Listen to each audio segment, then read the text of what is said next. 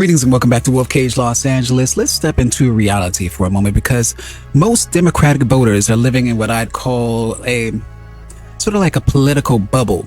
They cling to the party line without questioning why. Right now, polls are showing that over 60% of Democratic voters believe that their party is stronger now than it was a decade ago. Yet the numbers on crime, the numbers on inflation, and even the border security tell a very different story. It's almost like watching someone defend a sinking ship while the water is already waist deep. Now, speaking of political illusions, let's look south of the border. Let's look at Claudia Sheinbaum, who has just taken power in Mexico, the first woman president in the nation's history. Historic moment, yes, but behind the celebrations are questions about her ties to the cartels. And these questions are growing louder and louder and louder. You see, for decades, Mexican politics has carried whispers of narco influence from the days of the PRI's dominance in the 20th century to modern governors caught laundering cartel money. Now the spotlight is on Sheinbaum, and the question is simple. Is this just history repeating itself? You see, these aren't just side stories. No, they connect. You see, when voters, whether here or abroad, refuse to see reality for what it is, corruption festers. And if we don't talk about it, if we don't shine that light, we're left with the same cycle of lies and power games that keep ordinary people paying the price.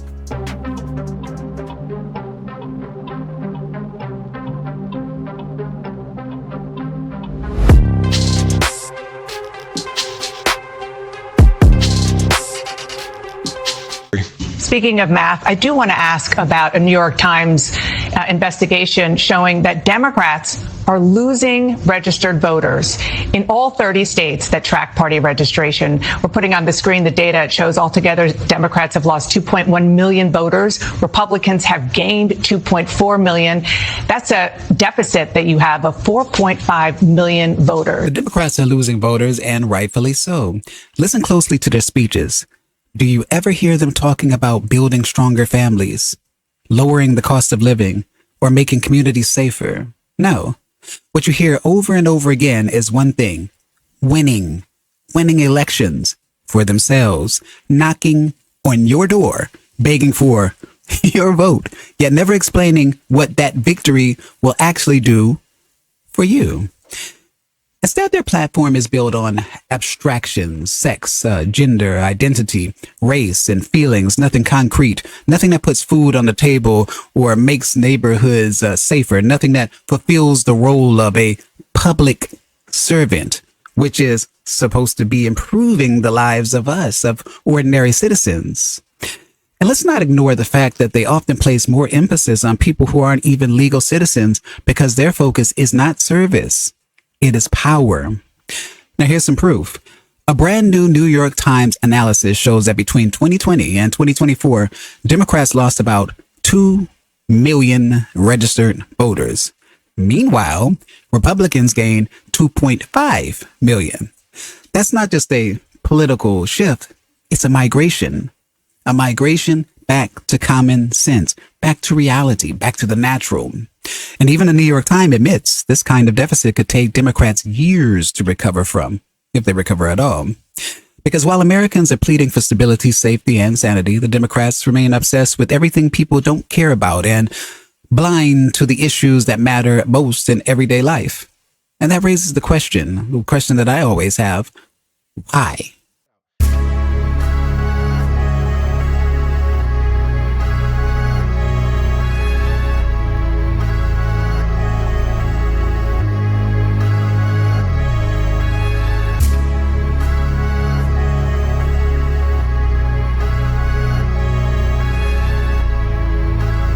Now, that chart only showed the 7 swing states, but let's widen the lens. Across all 30 states that track party registration, Democrats lost about 2.1 million voters. And here's the kicker. This doesn't even count places like Texas, Missouri, or Ohio, red states where party affiliation isn't tracked the same way. So the real number could even be higher. Meanwhile, what do you see on TV? A carefully staged image, propaganda. The networks and pundits want you to believe that everyone's marching in lockstep with their agenda. They parade out celebrities, influencers, and polished spokespeople as if Hollywood endorsement equals serious leadership. But let's be real, these are actors. and actors follow scripts. What's missing, though? Policy, strategy, real goals for us, the American people. That's why their speeches are endless rants about Trump, Trump, Trump, Trump, Trump, because they can't point to their own achievements or even goals. Yet, here's the truth. Trump, for all the chaos they scream about, is actually doing. And when you start to rebuild a nation after decades and decades of Democratic decay, and yes, some Republican failures too, it's messy at first. 7 months of turbulence. That's expected. Great repair jobs always take time. Because before this shift, America was spiraling downward, where the only headlines that mattered were abortion debates, men becoming women, women becoming men, and the endless culture wars. Meanwhile, education collapsed. Meanwhile, values were thrown in the trash. Meanwhile, everyday citizens like you and me weren't just noticing it, we were living it. Check out this next clip and see exactly where things stand today. Look, the Democratic brand right now has about the appeal with the American voter as the Cracker Barrel rebrand has with the American consumers. Bad, bad, bad. What are you doing? Oh, my goodness gracious. What are we talking about here in terms of big party registration changes in the key swing states? Let's look at the key 4 swing states that, in fact, do keep track of registration by party. Look, the Republican Party is in their best position at this point in the cycle since at least 2005. And all 4 of these key battleground states, we go out to the Southwest, Arizona. How about Nevada? Republicans haven't done this well since 2005. Oh, my goodness gracious, at this point in the cycle. North Carolina, I couldn't find a point at which Republicans were doing better at this point in the cycle. It's at least this century. It probably goes way back in the last century. And Pennsylvania, very similar. Republicans doing better at this point than at any point this century, at least as far as I could find. Now, what types of gains are we talking about here for the Republican Party? Well, let's compare it to this point during the first Trump administration all the way back in 2017. Look at this. The Republican Party gains in party registration compared to this point back in 2017 during the Trump first administration. In Arizona, you got a Republican gain of 3 points. Okay, how about Nevada? Up the hill we go, even though we're sticking in the Southwest, a gain of 6 points. How about, again, we come to the East Coast, North Carolina, a gain of 8 points for the Republicans. And in the Keystone State, in the Commonwealth of Pennsylvania, again, we're talking about a gain of 8 points. My goodness gracious, for Republicans, they are converting old former Democrats to their side of the ledger, as well as picking up new voters, registering new voters, and it absolutely paid off for them back in the 2024. Well, now you see why the Democrats seem so desperate, why they're scrambling. The problem is simple. For years, they've been electing people who aren't builders, who are not problem solvers, and who certainly aren't business-minded. These are not leaders who know how to create jobs, who know how to clean up neighborhoods or pull families out of financial ruin. Instead, they're career politicians. Career politicians chasing one thing, fame and fortune, like Jasmine Crockett, like AOC. And let's be honest, people really did buy into the experiment. Voters were convinced that if someone looked like them, if they talked like them, or played the right identity card, then somehow that person would be their savior. But see, identity doesn't fix a broken economy. It doesn't balance budgets, and it doesn't restore order in the street. Reality is catching up. The experiment, it failed, and clinging to it will only cost Americans more money, more rights, more of the future. What makes it worse is these so-called leaders don't even realize how deeply unpopular they've become. You see, they live in a bubble. They're paid to gaslight you, to spin upside down ideas and that make absolutely no sense. And while they distract the public with sound bites, real power shifts are happening quietly in the background.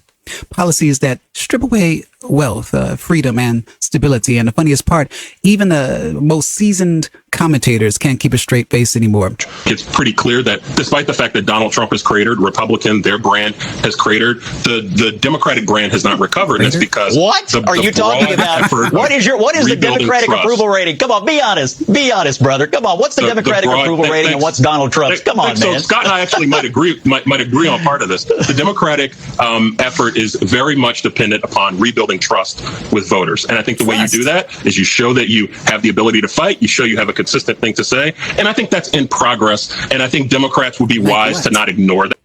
As you just heard, the only thing Democrats can talk about is stuff like rebuilding trust. But trust in what? That's the question. Why should anyone trust them? Trust them to do what? Notice they never actually say.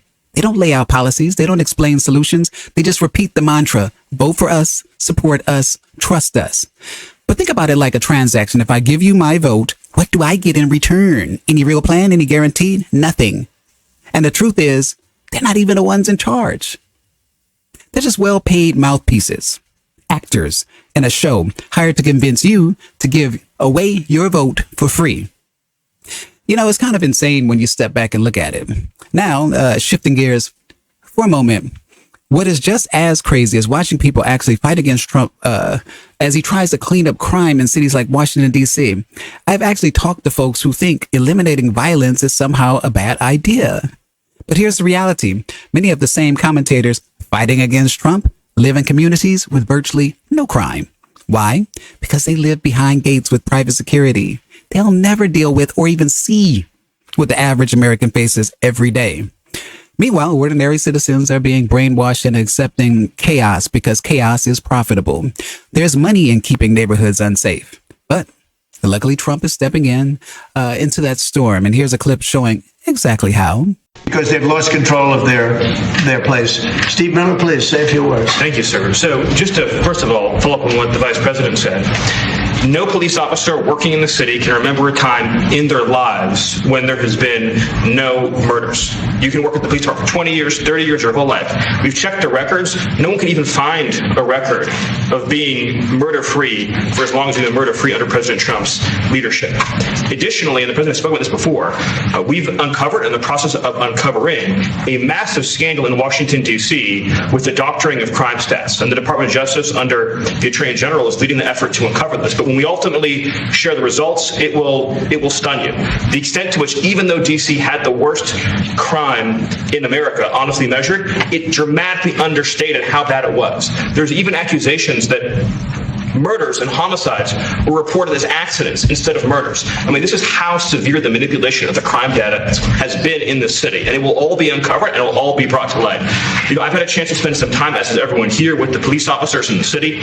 Members of the public are going up to them and thanking them, just overflowing with gratitude, because for the first time in their lives, they can use the parks, they can walk on the streets. You have people who can walk freely at night without having to worry about being robbed or mugged. They're wearing their watches again. They're wearing jewelry again. They're carrying purses again. People had changed their whole lives in this city for fear of being murdered, mugged, and carjacked. It is a literal statement that President Trump has freed 700,000 people in this city who were living under the rule of criminals and thugs. And the last thing I'll say is that under the efforts of Terry, to my left and many here, what they found also is that the street criminals here in Washington, D.C. were doing business directly with the transnational criminal cartels, the foreign terrorist organizations.